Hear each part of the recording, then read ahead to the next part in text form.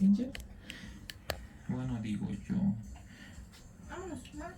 No, vete sola. ¿Vas a llevar? Todavía.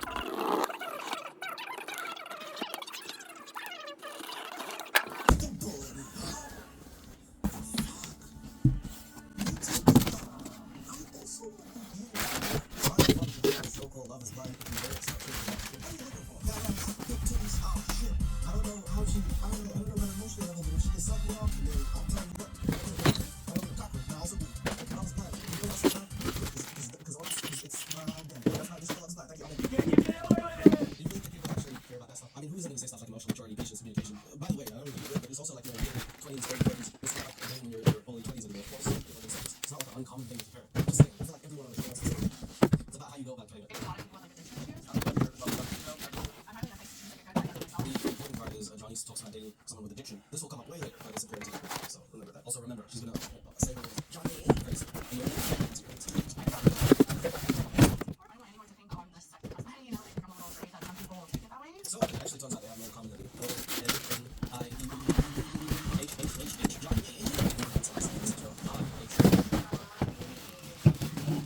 Johnny. I am 30 and I am a lawyer. Oh shit. I am 30. I have a lawyer. I'd be pasta. Who am I speaking with? JP. Hi, JP. Can people in the comments, can you guess what JP stands for?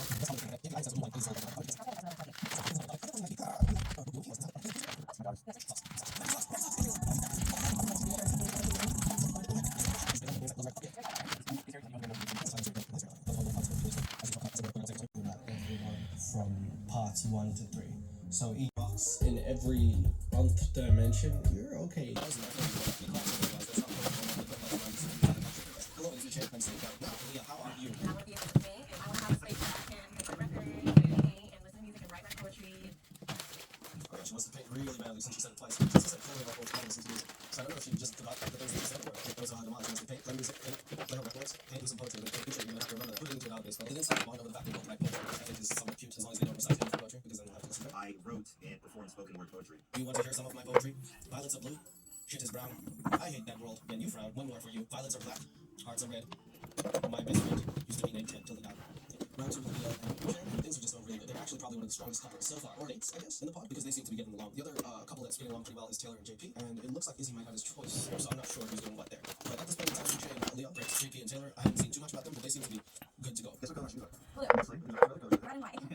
Everything you own, red, white, and blue. I mean, everything I like to wear. I didn't know when they established that JP was that patriotic, but he really does have almost everything red, white, and blue. Jeez, he is really likes his country, really, because I don't think there's a scene that I haven't seen him in some sort of attire that isn't American. That's why he decided to play this. And I'm going to take a shot, even though the shoes are not American specifically. In fact, we just store it. They're not blue shoes, rock shoes. It's probably exactly why I'm going to take a shot, because that is very, very much an indication. I don't know if it's amazing or just how weird that you do that. Gonna come out when I see you in red, white, and blue. There they are. Red, white, blue. He then does push-ups because he only they must have things. Inside joke. But he tries to spell Taylor. This is JP. He's not American. He spells it wrong. Have you ever spelled Taylor with 2 A's? Is that not Tyler? As much as it's patriotic, that would be the wrong country to spell it. Tyler. L. Oh, Oh. yeah. Oh, JP. Why do you do this to me? JP, my second guess stands for Jimmy Patois. Hey, sugar. That's definitely your name. Taylor and him developed a relationship even further to the point they give each other pet names. He's Sugar Plus and she's Sugar, like the member of BTS, who she doesn't look like at all. But, so yeah, JP and Taylor looks like they're a match. Looks like they're a lock made in heaven, heaven's lock. Che and Leo seem like they're good to go. But this time, it's the boys, Lydia and Stacey. This is the book. Yeah, if only you saw him fist bumping, like, you know, just this, what is even this? You know that thing? I'm so sad. They've developed connections with other girls that is stronger than the connection that I've had with you. So Lydia comes in, and I would suppose anyone who is blind, you can form a connection. This is never going to be easy. However, this is a show called Love is Blind. There are 28 contestants in Foster that date each other. 14 possible matches. It's conceivable that as good as your time was with someone, they could come out within that week and be like, no, I'm not feeling the love is nice and feeling nice. And you're on a show in which you know they're dating other people. You know that. So it's hopefully you love to tell her that that's not really about that life. So she immediately starts being like, what the F? Why me? What do you think is missing? It's just, Just please tell me more. There has to be a reason. Oh, we have to counter up. I think it's it does something at the same time. Dessert? it's in the budget. There we go. Do more with your money.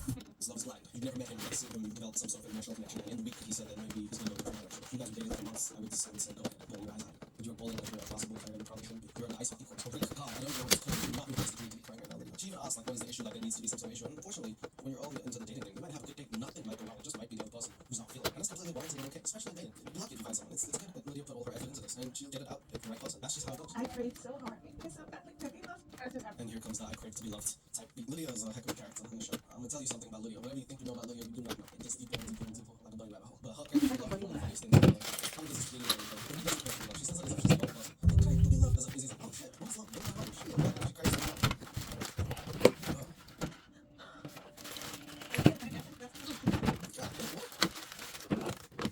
See, I feel like this is the thing. When somebody being quiet, so you start talking, and you're already hard enough to hear them a little bit, when you like slide over, and then you hear them, I feel like she just was like, you know what? You can take that to the grave. I'm never repeating that because you couldn't, she's like, It does make me wonder, will I ever find love? yes, Izzy is not the end of the world. Some dude you've never seen, don't know his last name, don't know anything about him for more than a week. It's not your last chance. And you thinking that way, no, you're 30. I'm not saying that because you're old. I'm saying that because you should be mature enough to know that this is probably okay. If you can take rejection well, you'll probably find the love of your life because you'd be okay to maneuver past the bullshit to find someone who you really love. This is all craving love again.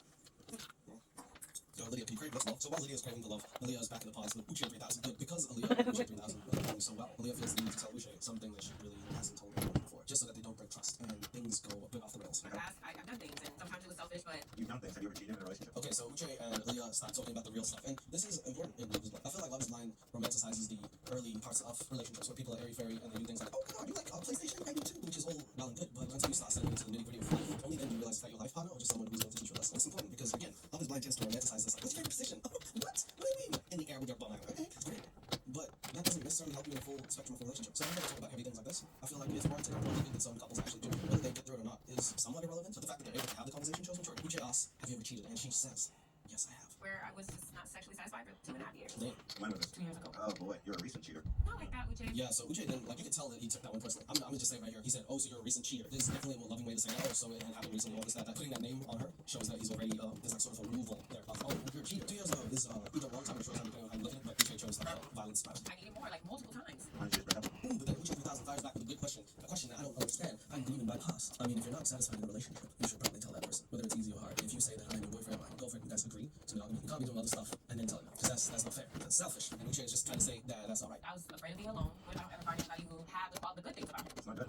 That is not good. That does not fit in with my qualifications for a marriage. He's right. I mean, she straight up just said, basically, she was like, I'm afraid to be alone. I'm afraid of him not giving me all the good qualities. That's a really selfish thing to say. But admitting it is honest. So on one hand, I'm like, ooh, that is really, really despicable. But on the other hand, it's like, he did own up to it. He didn't like stray away or shy away from any of that stuff. It's like, I don't know where I sit on this. Because if it wasn't that, she was trying to, she was like, maybe he's hurt. And Uche proceeded to break it down. Like, actually, if anyone would be hurt, it would be you telling him because you feel embarrassed. Because you're the one who did it. You just have to suffer. And then you have to realize that he's not actually there. Like, I guess it's weird to compare. That's all I'm saying. Uche comparing him, making him seem like he's, she's.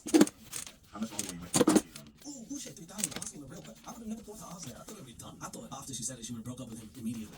But Uche 3000 is asking the right questions. He's programmed to really seek out the answers. Did you cheat? And how long after did you cheat? Did you tell him? You did not tell him. Process it. Did you stick with him after? How long was it? Holy shit. I've got to go fix my nuts and butts. I'm not the same woman I was at that time, Uche. No, So please don't. that's only 2 years ago. I know that. Hey man, every day is a different day to grow. Uche 3000. Your updates may take years, but other people could be like 1 year, could be this 1 year, could be that. I mean, I think she's what, 26? She's still young now. It's definitely still has time to grow. And if you did it 2 years ago, it was before you even hit that prefrontal cortex global transformation of your brain. You know, they say when you hit 25, you thrive. I have yet to see that. But I'm saying, Uche, you can't completely More like 35. especially someone who's told you this in confidence. You know, there's got to be a statute of limitations or something where you can look at someone before you knew them and be like, ooh, you used to do this and now you don't. Damn it, I can't judge on that. I don't know. So I don't know. Like, you got to draw the line, Uche. It is his relationship and hers, but at the same time, it's up to both of us. Well, you didn't have to tell me about that, but you chose to tell me about it. And I think that's a good thing. So while they're talking, he sort of says, you know, this is not okay. I don't like this. And then there's a period of silence, and then he thinks about it, and he's like, oh, you know what? You didn't even have to tell me about it. So he sort of understands from her perspective. He needs that little time to process. But by the time Uche 3000 processes that stuff, Aaliyah's gone. And this will be a theme. We have to remember this with Aaliyah. So don't forget this. When she walks out the door, doesn't tell Uche, and Uche is busy. I think that you are a good person. We're telling me. My heart is feeling conflict, but I love you, bitch. Where did you go? Eyes are crying again. Shot number 3. I'm so glad it's water. He thinks that I'm gonna cheat on him because I've cheated before. So the girls gather around the 5-foot pallet, I assume. I don't know what that is. They talk about what just happened, and the girls can fight. Especially when who has just come out of being hot up by Izzy. And probably is on fire herself. Is this the guy that you really want to know? I thought he was going to this person. Well, I mean, I hate to, I just, you know, Lydia came swooping her off her feet and saying, I love you, and maybe he's not the guy for you. I feel like this is not good because it didn't say that conversation. He realized that everything was ways. He just needed time. So you can't, like, when people have their foresight, it's very hard to